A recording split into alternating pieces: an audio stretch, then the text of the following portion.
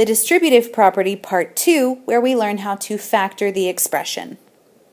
Factoring the expression is when an expression is written as a product of its factors.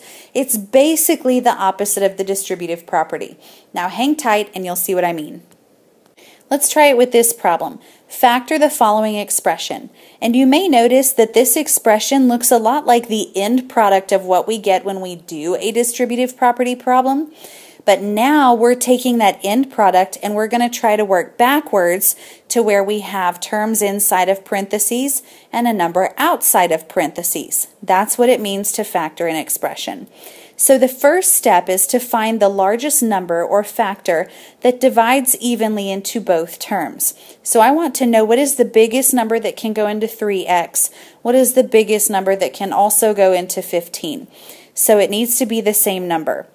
Well, I know that I can do 3 divided by 3, and that's the biggest thing that goes evenly into 3. And then 3 also goes into 15. So what I'm going to do is I'm going to write this number outside of a set of empty parentheses. And then I'm going to divide the first term by that number. So 3x divided by 3. Well, that is just 1x, and we just write an x for that. We don't have to write the 1, but you can if you want. 1 is assumed. So I divide the first number, or first term by that number, and then write the quotient, the answer, as the first term inside the parentheses. So x is going to go there. Then we write an addition symbol after that first term. So we have x plus something. Now we divide the second term, which is 15, by that number. So 15 divided by 3. And we get 5. And the quotient, or the answer to that division problem, is going to be the second term inside the parentheses. And so we have our answer. So again, like I said, it really is like the exact opposite of the distributive property. We're working the opposite direction. All right, let's try another one. So we're going to factor the expression 16 plus 32x.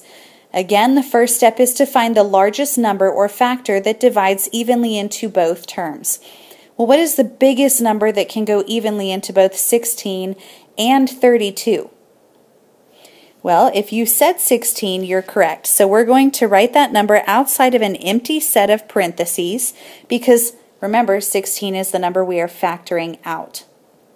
So we're going to divide the first term by that number. The first term was 16. Well, what's 16 divided by 16? It's just 1. So 1 is the quotient, and we're going to write that as the first term inside the parentheses. Then we write our addition symbol, and now we're going to divide the second term by that same number.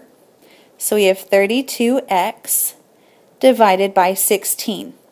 Well, 32 divided by 16 is 2, and then we can't forget the x. So the quotient here is 2x, and that's going to be the second term inside the parentheses. So our answer here is 16 times 1 plus 2x. All right, now I want you to try this one on your own. So you're going to pause the video, factor the expression on your own, and once you've finished, I want you to press play and check your answer. So go ahead and pause, factor the expression, and then press play to check. So once we've factored this expression, we have 7 on the outside of the parentheses. X is our first term inside the parentheses, plus 6y, which is the second term inside the parentheses, and that's pretty much it. So the biggest number that went evenly into both of those terms was 7, and then remember we divided each term by that number and wrote the quotients as the terms inside the parentheses. If this is still giving you a little bit of trouble, that's okay. We're going to go over it in class. So if you have questions of confusion, then you know what to do with them. They go here.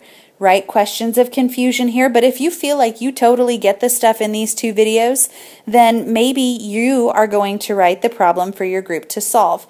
So remember, you have to do one or the other, but I'm sure you've got this by now. So good luck, and I'll see you in class.